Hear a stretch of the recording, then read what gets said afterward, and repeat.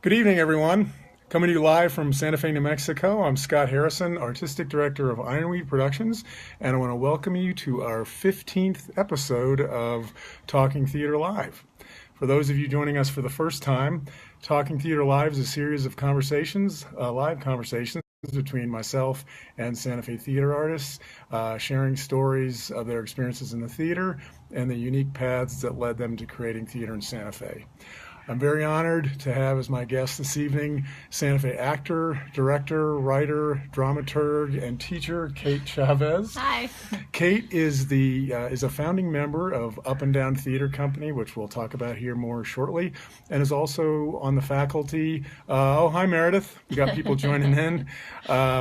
She is also on the theater faculty at the New Mexico School for the Arts. Mm-hmm. So, Kate, I always like to start off at the beginning, and for me, I remember my first memory of being kind of captured with make-believe was I was between 3 and 4 years old, and there's a photo of my dad holding me up, and I've got my little onesie pajamas on and sunglasses and a cape made of a towel, and he's flying me around the living room. And I remember just, feeling like I was Superman or I was a superhero. So that was kind of my initial foray into, wow, being someone different. And I just wondered, what's your earliest memory of either being captured by the imagination or make-believe? Oh, God, wow. I don't know if I can catch the earliest, but actually, I kind of remember one time playing with a friend, and it was like 6 or 7, and I was like pretending to be like a rock star, and I was really getting into it, and it was like, and I really lost it, and she kind of stopped and was just kind of looking at me, and I stopped, and she was like, "You're really weird." And I remember like thinking and then saying like, yeah, I'm weird. That's who I am. That's true. Wow, that's great. Oh, that's great. Yeah. Now, did you, I don't know, like kind of dressing up in costumes or? Oh my God, yeah. Oh yeah. Yeah. Yeah, I remember the Albuquerque Museum had like this little dress-up box. Maybe it still does. I haven't been there in a long time, but I used to love to go when I was a kid, and because you could just like, the school I went to and my mom worked there was down the street, and so we would walk over in the summertime, and I would just like play dress up for hours. And same friend, she also had a great dress up collection, and she had ballet classes, so she had like the tutus and all these other things. Yeah, so it was kind of everything from cowboy frontier woman to like fairy princess. It was, I loved it. Oh, very cool. Yeah. Now, did you was imitating something that you did when kind of mimicking or things like that, or? Apparently, from like among my first words. So a story of lore in our family, which I don't know, my grandparents or my grandfather might be a little embarrassed about my sharing, but among my first words, that my grandparents would sort of have this pattern of bickering where they would, it wasn't even bickering, it was just kind of like the way they would talk to each other, and my grandfather would go, "Louisa," and then my grandmother would go, "Oh, Bill," and I was like 18 months old, and I was just like, "Louisa, oh, Bill," and I would just like pick things up. Excellent. And, yeah. Oh wow, that's even when they thought I wasn't listening, I was love listening. It. Wow. Yeah. That's great. Yeah. Now you write too. Do you remember when you were young? Was that something you were writing? Or storytelling? Was that something you were drawn to? Or I love to create worlds. Like I would sort of create the space in my mind, and then, or like draw it, and then kind of fill in the world around it. So it makes sense that sort of theater is where I ended up, because it wasn't about like telling it was like I see the space in my mind and then kind of fill it with characters or people or whatever, and so kind of that way. Yeah. I didn't write plays really. I know that a lot of people are like, I used to write plays in the backyard, and I mean, I guess I did do a little bit of that, but it wasn't like, I wouldn't have guessed that I was going to end up doing theater at all. Yeah. Looking back, I'm like, oh yeah, you can kind of see it, but at the time it was just play. Yeah. Yeah. Now, did you? Was there a period? I know you got a master's degree in theater. Was there a period, kind of in your teens or something, where you started thinking, "Wow, this is something I would love to pursue"? Yes. Yeah. I think I got bit by the bug in the most literal way possible, where I just like woke up. I was probably. I mean, I started doing some theater. I did mostly music, and like music was kind of the thing that was really sort of encouraged. And I did like a little bit of Science Olympiad. I did a little bit of I did a lot of sports, and but I always like really loved theater and like doing. Whenever I would get a chance, I would do some kind of performance, and then somewhere, I don't know, I was like 13, 14, somewhere in there, I like woke up and it was just like literal fever, where I was just like, oh my God, and I was obsessed. Wow. Yeah. But then I was like really embarrassed about it, so I kind of hid it. So I would do a show, but like I would also do something else. Other stuff. Yeah, so it was always kind of, and that was all the way through college. I'm like, yeah, I'm doing a show, but like I'm also rowing crew. Like it's kind of just one of my many interests. But underneath, I was obsessed. I just wouldn't share it with anybody. Now, was it like in your family were you kind of like an odd duck being interested in theater, or? Yeah. A little bit, yeah. Yeah, I wouldn't say that it was like something that we did a lot of, or so, we were definitely more of a musical family. Yeah. And like none of my other siblings are really. Actually, my brother did a lot of technical theater, and he's a great actor too. But like, I don't know, we weren't like a theatrical family at all. So yeah, I just didn't think it was something you could do, I guess. And I kind of grew up in the age where they were like, well, if you want to be an actor, like, you're probably just going to starve to death. And I was like, well, I don't want to starve to death, so I guess I can't, I'll just kind of like... Just keep it under wraps. Yeah. But like keep my fingers in it a little bit. Yeah. So when you went to college, what did you major in?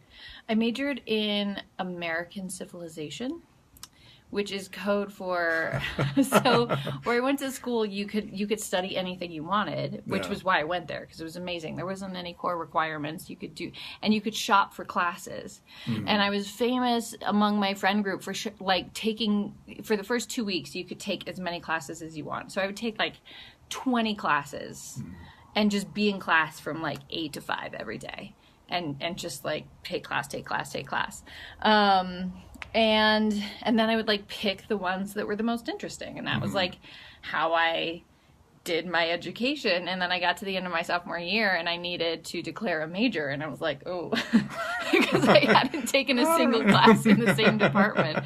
So then I had to like, but with American Civilization, I could convince them that like colonial Latin American history and ethnomusicology, documentary filmmaking kind of all kind of work together, belonged together. And I just kind of like, just made it fit, put a thesis on top and call it a degree. Wow, well that's cool though. I mean, you got such a diverse, it was great. I got to study like neuroscience and economics and all sorts of stuff that like, in weird ways, like feeds into like a theatrical life you're actually interested in.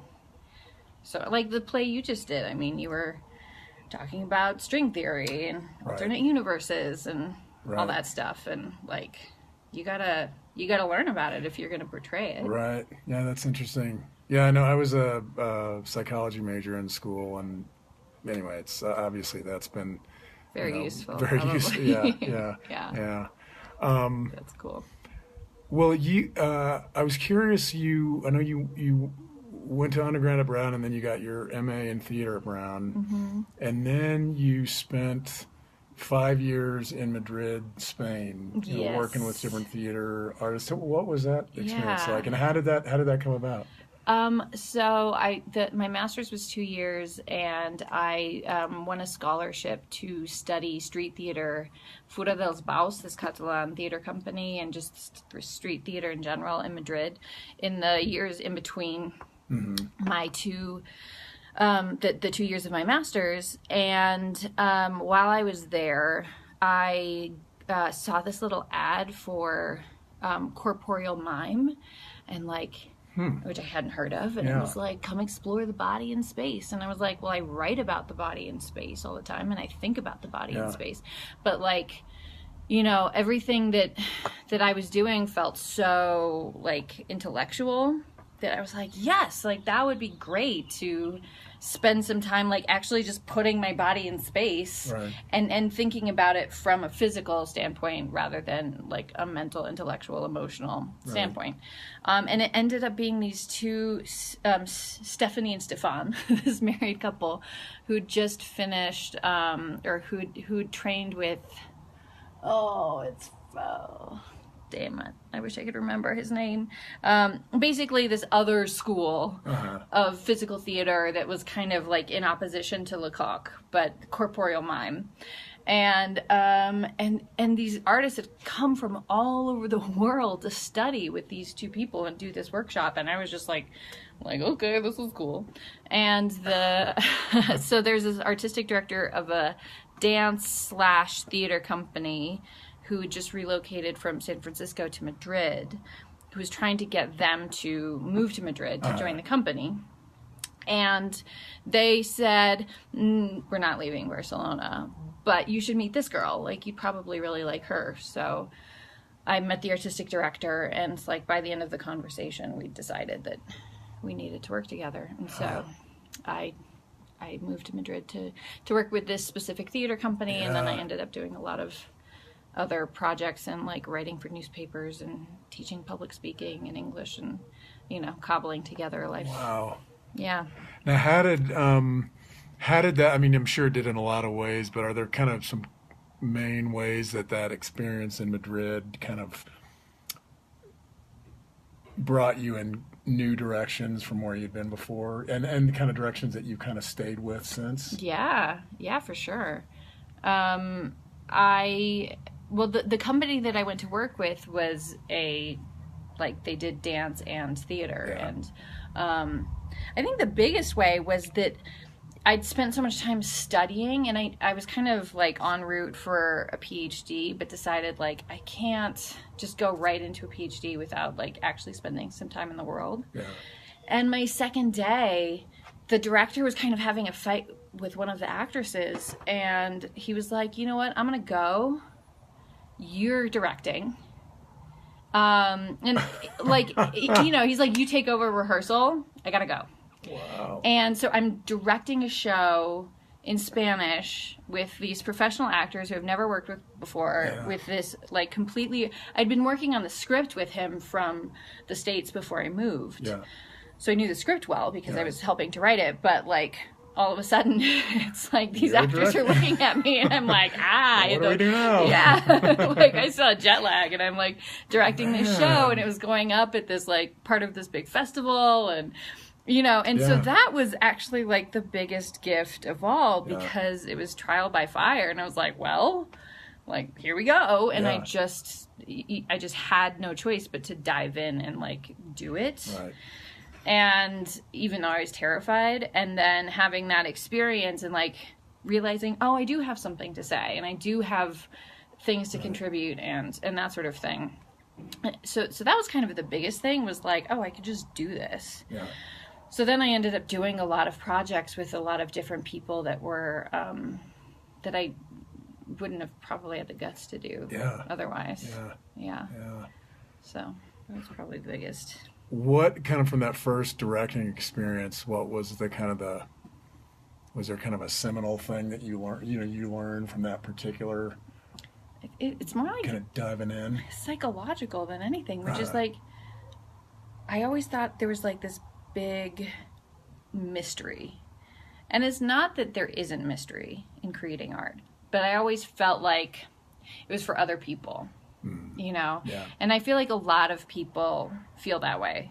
That's why I love teaching, because like, I'm just like, it's not true. Like, you just do it. Oh, nice. Yeah. And I think that, you know, realizing that it's just a matter of doing it was probably the biggest realization of all, because then it's like, then the world opens up to you and you're like, okay, so what do I want to do? And that's a different question, and in a lot of ways it's a harder question, but it's a much more interesting question than like, can I do it? Right. You know, and like coming to the realization of like, maybe I'll suck. Like, maybe I'll be the worst, like, writer, director, performer, drama, whatever it is that I'm doing. Like, maybe I'll be the worst ever, but like, I can still do it. Yeah. And like, I don't want to do anything. I spent a lot of time trying to do other things. So by the time I moved to Madrid, I was 24, 25.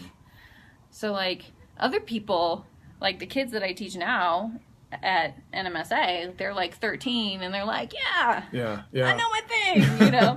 They're like devising it. So like for them, it's not this big revelation, but for me, it really was. It was like, oh, I can just do it. And like, if I need to like sell cheese or sell beer or nanny or waitress or teach English or, you know, do summer camps or whatever, like, that's not a big deal. You can do that. Yeah. That's wow. So. And you were there for 5 years. Almost 6. Wow. Yeah. And did you go straight? Now you studied at Lecoq. Did you go straight from Madrid? I studied at LISPA. So I actually studied. It's a Lecoq-based training, but I went to. So part of what happened is in Madrid, that company that I was first involved with ended up moving to London, and I was having a hard time really connecting with collaborators. And I kept being working on shows back in the States, and I was like, this is so, I loved living in Spain. I was like, this is very unsustainable that I like go to the States for a few weeks to work on a show and then like, you know, find a sub or, you know, like make all of that work. Like, it'd be so much nicer if I could just make work I want to make here. And I was working on this one show in Philadelphia with Pig Iron Theater Company and with a friend of mine from grad school. And there were all these people that were like so playful. It was a devised show and I was dramaturging. They were, and Alex, my friend, would be like, okay, I want you to go and make like a ritual about death, but from a 5-year-old's perspective or something like that. And I'm like, and he's like, and I want to see a piece in 20 minutes. And they'd come back and they would have like the most amazing piece. And I was like, I want to go to there. You're right. Like, I want to play with you. Because it was like so spontaneous and generous and creative. And a hunk of them had all studied at the school in London. And I'd already known that I wanted to do more training. And I'd actually auditioned at Lambda. But then I was like, but wait a second. And I went and did this workshop at LISPA. Like, they did this weekends, like, come get to know us and the curriculum kind of thing. And I was like, what is this place? Like, that produces all of these incredibly playful people who aren't like, I'm an actor, I'm a director, because like, now I feel like that's much more common. But at the time, people, when people asked me what I did and I said theater, like they're like, you're an actress. Like, you're a girl in her 20s, you're an actress. And I'm like, but I'm not just an actress. And they're like, well, you know, they just want to put you in a box. Pigeonhole, And so to meet sort of an entire collective of people that that thought in that way, but also had skills and tools to really generate work in a very playful, collaborative way. It was really exciting. So then I was like, well, I have to move to London now. Gosh. So, And yeah. that was the program, was it the program called Theater Creation? Was that, because I was fascinated by that. I mean, I was just like, what a cool thing to study. It I was mean, really cool. I actually didn't even know what it was called until I got my certificate. I oh, was that's what I like, did. oh, that's All what right. Yeah, that's what I was doing. yeah, I knew it was Yeah. like 2 years of professional training and that people came from all over the world. There were like 4 or 5 people from Spain, because that was the thing. I was like, I could at least find European collaborators Yeah. and work in this way. And yeah, and so it was more about the work, and then I saw the title. So I still have to like look at my resume every time somebody asks me what I studied exactly. Yeah. Because I'm like, I just trained. Yeah. Yeah. It was like theater creation, devised creation and theater. Oh God, if any LISPA people are watching right now, it's like really embarrassing. Theater creation and devised performance, like I don't even remember. Yeah. But yeah, it's basically devised theater and collaboration is what you're trained in. But of course, you're also trained in masks and different territories and lots of different. It's the whole principle is you start from the body and build from there, which coming from what was a wonderful, like very traditional program, as somebody who's already like too much in my head, it was so nice to kind of be pushed more into the body, because I feel like, at least at the time, I also feel like that's changing. At the time, that wasn't very common in the States. To be, that kind of training. That kind of training. It wasn't easy to find, and it wasn't easy to find collaborators who wanted to work like that. Because I had worked in new plays, you know, with like as a dramaturg developing new plays or as an actress or whatever, like, and new work was always very interesting to me, but to do it from this sort of collaborative space of play was very new and exciting. And it's not that nobody was doing it. Yeah. You know, I'd already had worked a little bit with Pig Iron and with Alex, and he has another company now, or has had for a long time. And so it's not that it was totally foreign to me, but I was like, where's my piece? Like, where can I find my people to do that myself? Yeah. So. Well, I love that whole, I don't know, I love that whole idea of just coming at training being about theater creation, because again, I mean, like you said, it just gives you that feeling that you can be any piece of the puzzle in a particular story. You know, you can be the director, you can be a collaborator, you can be a writer. I mean, it's all part of the same thing. It's not like you said, oh, you're this and you're this, and I love that. Yeah, it's like what does the work need? So it doesn't become, it stops you from being internally focused and makes you externally focused, which is like, okay, here's the idea, here's the work, here's the project, whatever it is, like how do I serve that? Yeah. Which is very liberating because, you know, hopefully you have something to give that, and then you can, but it's not as much about like, I'm a director, like, you know, like, and it's useful to have those skills too. Like sometimes you are a director and you just have to direct. Like absolutely. Sometimes you're an actor. I love acting now. Like when I'm on set and I just get to be the dumb actor. I'm just like, tell me what to do. I'm going to memorize my lines. I'm going to show up. I'm going to like stand on this spot and say this line in this way. Oh, you want it a different way? Okay, I'll say it this way. And like, that's very nice to like play that role sometimes. Totally. You know, I wouldn't want to do it exclusively, but it's great to be able to do these different roles. And teaching feels like it's right in that same vein. Yeah. You know, it's creative in a very different way, but like you're still serving the work, and the work is the students, and the work is what needs to come out of them. That's cool. Yeah. That's very cool. Well, one thing I wanted to spend a little bit of time talking about is your theater company, Up and Down Theater Company. And I want to just read a little bit here just because I love your all's mission, which is you're committed to creating work that playfully explores the deeper truths beneath the surface of the American culture. You look at the world and say, and then you laugh at it.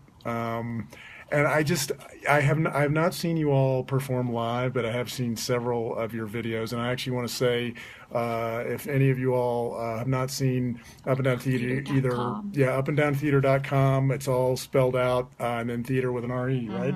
Yes. They have their videos of their work on their site, and it's just, they're fantastic.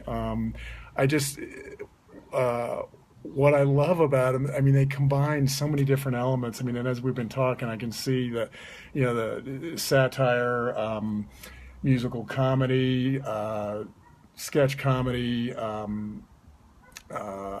improvisation, at a certain level, some sort of improvisation. There's a vaudeville, a kind of a carnival feeling to some of the things that you just got a kind of feeling to it, which I love. There's kind of the, there's also in one of them, there's that kind of old school, like 1950s. They have very specific styles. Yes. Yeah. And I also love that you explore just lots of different issues. Like, I know there are some, like, for example, I did want to mention this, that your music video, Make America Great Again, was the audience favorite for MoveOn.org's Laughter Trumps Hate competition. It's very cool. And you also have a piece which was wonderful, called The Obama Ballad, which explored some of the hypocrisies of the Obama administration. Yeah. So how did and again, you are a co-founder with Robin Holloway and Lindsay Hope Perlman. How did you all come together, and how did this company come to be and grow and develop? Well, I mean, the sort of 30,000-foot view is that we were 3 of the 4/5 Americans in this program and barely worked together our entire 2 years. In fact, we kind of avoided each other because it was like, Americans, like, been there, done that, boring. Like, I want to work with the Greeks, and and so it was just towards the end, and one of our last sort of cycles was writing comedy. And Lindsay and I had, because we look a lot alike we both have dark hair and pale skin, and we're both tall, and so we'd sort of seen some potential in that when we were studying grotesque, and we'd started to play. It was like, this is really fun. Like, I can crack a Charlie Rose joke, and she'll pick it up, or she can crack a JFK joke. Like, all of a sudden, like, sharing references and sharing interests was really exciting. And then, so we ended up working together, and then we ended up bringing Robin in to, like, help a particular piece that we were working on, and we realized that we worked really well together. And I was going to be in the States for my brother's wedding, and I was like, I'll just stay for the fall. And she was like, well, let's just do a show in New York. I was like, yeah, great. And she's like, we'll call it Winning the Future, because we'd been looking at Obama's State of the Union address. I was like, yeah, that's perfect. And so we just, like, set a date for the show, and then we're like, so the 3 of us just decided. Also, Robin's a musician, which is very great, because it gives us a whole other skill set of being able to, he has this compositional knowledge that's really useful, because you can sort of like, oh yeah, we want something like in this feel or that feel, and he can just lay it down. Yeah. I mean, obviously he's writing too, but it's just a very useful skill set when you're writing comedy.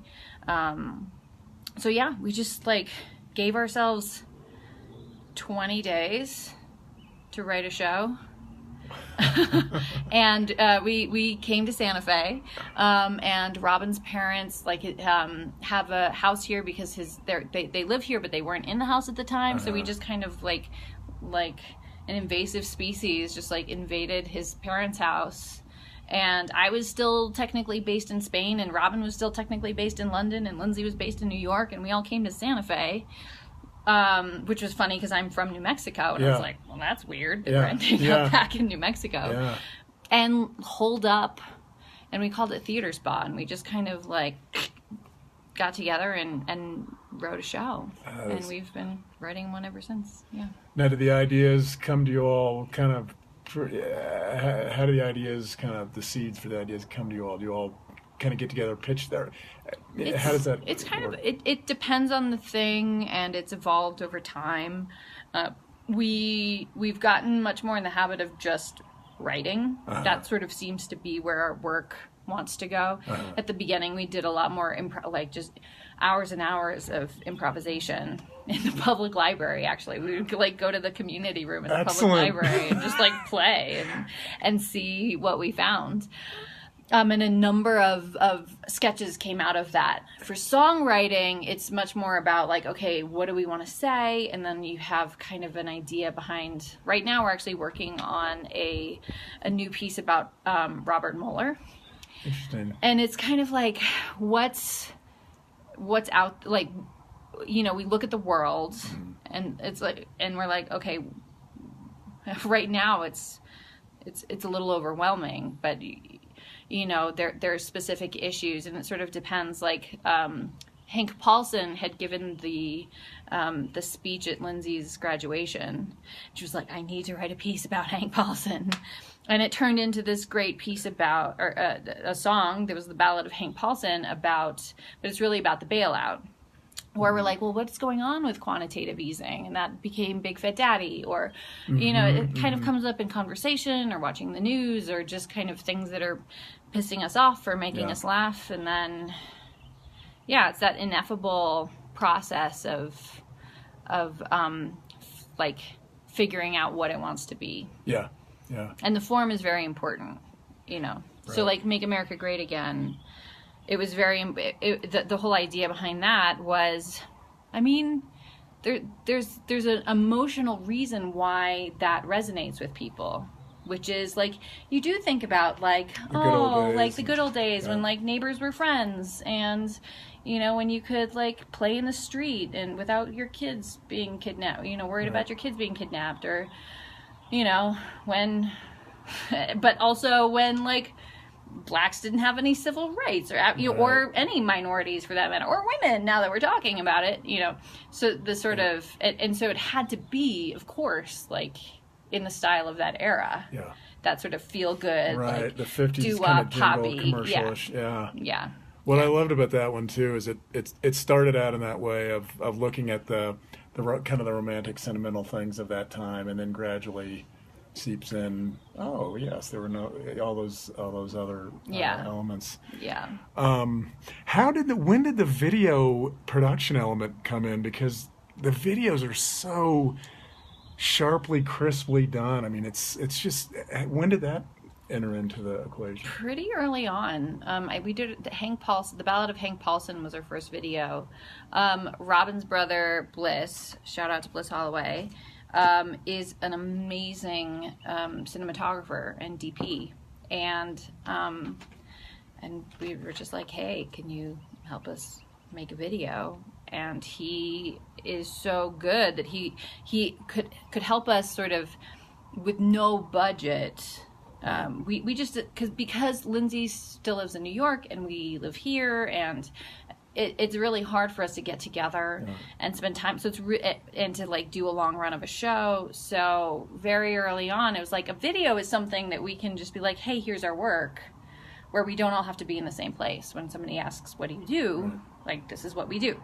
Also, it's a very appropriate form for like short form comedy, which is what we do. Yeah. So it was a natural progression. A natural progression. And then we were lucky enough to have this person with the skill set to really help us to make that. You know, it wasn't just us with our iPhones. Right. So, which is what we're doing right now. But this is a totally different listen. But and like a lot of people do a lot of good work with iPhones, but like if you can get a professional with a really nice camera, that's so cool. And Bliss is so good at making something out of nothing. I think for Hank Paulson, he was like, we need a dolly, and we're like, we cannot afford a dolly, and so he built one out of like corrugated plastic and some 2x4s and like some skateboard wheels. I mean, it was amazing. He kind of like would MacGyver together these dollies or different shots and stuff like that. He was like, okay, I'm gonna hike like way over there, and then you're gonna go, he's so good at sort of seeing what we were seeing, but like translating it into the filmic language. So we learned a lot working with him, I bet. which then helped us as we went on making other videos. Yeah. Because each video, it's just the same as each song. Like, then you're in a different style. Yeah. If you're writing a song in a hip-hop style, then you want a hip-hop style video, and you're looking at different shots and different locations and different costumes and different cuts. Right. So, yeah. The hip-hop, that was the Connection one, right? So that had Connected. the hip, which is very cool. Yeah. It had the hip-hop style. Yeah. Yeah, that's great. Yeah. Well, just a quick thing again, upanddowntheater.com. Check the site out and check their videos out because they're fantastic, and keep an eye on any live performances coming up for Up and Down Theater. Friday at the Lensic. Oh, We're great. performing as part of the vaudeville show. Oh, great. This Yeah. Friday. Yeah. What time? I think it's at 7:00. Oh, great. Yeah. Great. Yeah. Cool. Well, I have one last question I wanted to ask you. Just you recently directed with NMSA, Lysistrata. Co-directed with Joey. Cool. Yeah. Oh, great, with Joey Give Chavez. shout out. I just wonder what that experience was like, especially in light of the fact that it was happening kind of right in the heart of the Me Too movement. Just talk about that experience working with the students. I think, one thing that we are really lucky at with NMSA is that, we have these students who are so willing to sort of intellectually engage and emotionally engage and really go to these difficult places. But also, it's like they are people.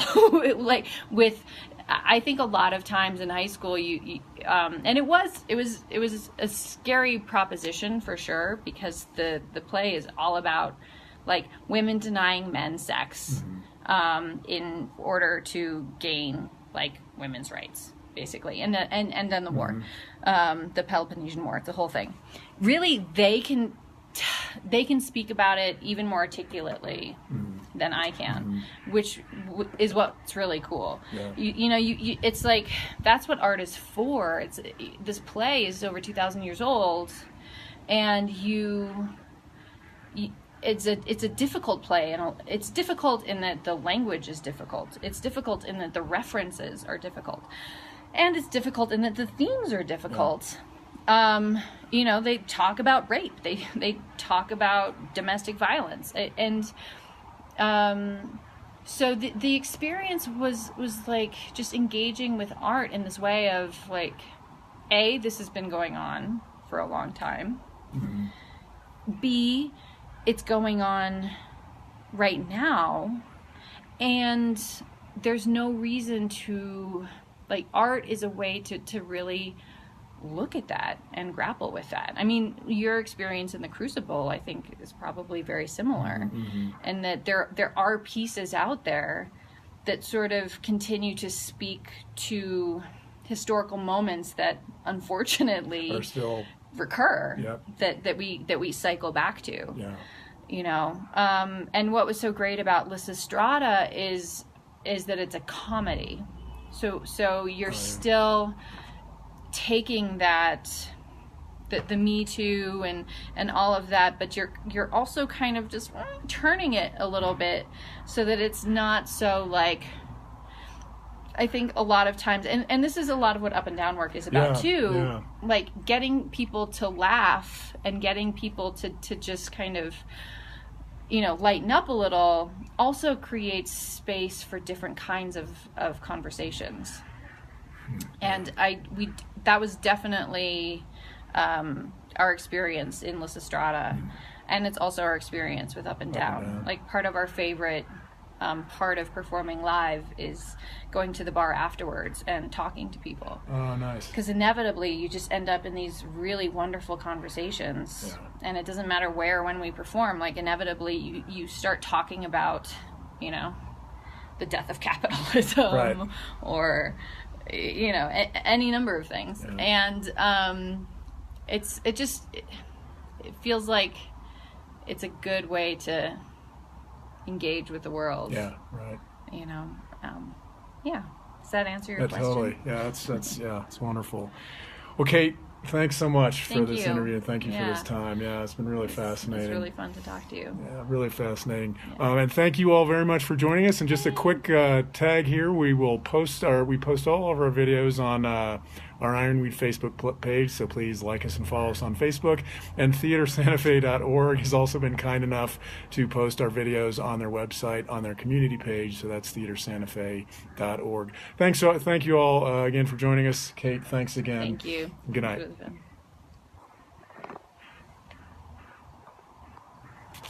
really fun.